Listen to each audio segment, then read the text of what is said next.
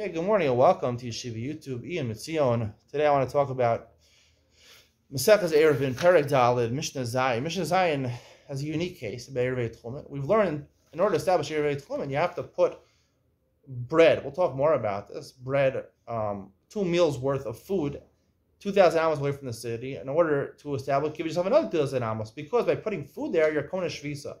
You establish for yourself a residence at that place because that's where your food is. A person goes after his pas, his bread. His bread is where he. And we'll talk more about that. Is whether where you sleep is more important or where you eat. But definitely, if it's a place where you can eat your meals, that's a makom where you're resting on Shabbos. Here we talk about a case. He's coming out of the city limits and he sees a nice tree, which a lot of shade. Kikayon the Yona, it's very hot. He sees a nice tree.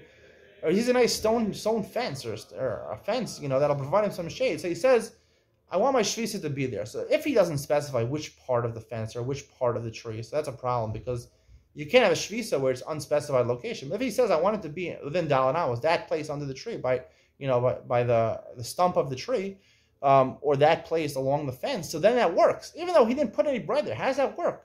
If I put my bread there, so I establish residence. But if I just see something within 2,000 amos, right? Even 2,000 amos away, he can see with binoculars and say, I want my shvisa to be in that place. How does that work? Just by dictating it over here? So obviously we have to re-understand the concept of Eiruvin Tchumen. Eiruvin Tchumen does not, right? Normally, Eiruvin Tchumen, I go out to the city boundaries and I put food there. Only there I'm Kona Shvisa. But here, simply by identifying a tree, right? So you see the concept of shvisa that I'm considered in a place, and I have 2,000 amos. Once I Kona Shvisa in that place, I have 2,000 amos. It works even through a description of that place. Because the reason it works over here is because when I go to the city limit, there's just bushes around. There's no tangible place where I can assume maybe this is a place where a person would want to establish residence. But if there's a tree, or there's a fence with a lot of shade, so therefore a fence has to be 10 tefachim high, what provides a certain amount of shade. So then I can say, oh, that's a place that a person would reside.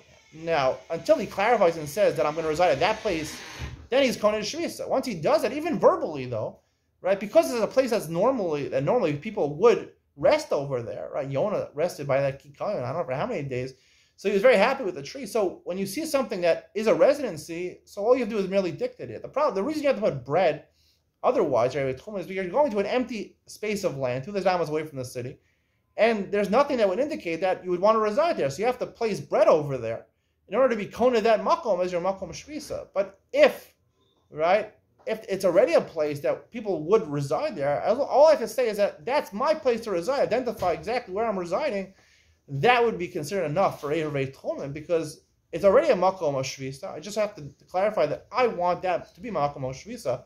When you put bread at the city boundaries, right, you need two things. You need not only to identify the place, but you also have to put something there and tangibly make that place a makom shvisa because it wasn't a makom shvisa before, as opposed to a tree or a fence, which are makom shvisa. I just have to identify that I am using that place as makom shvisa. That's why verbally it would work over here. Hope you enjoyed today's share. See you in the next one.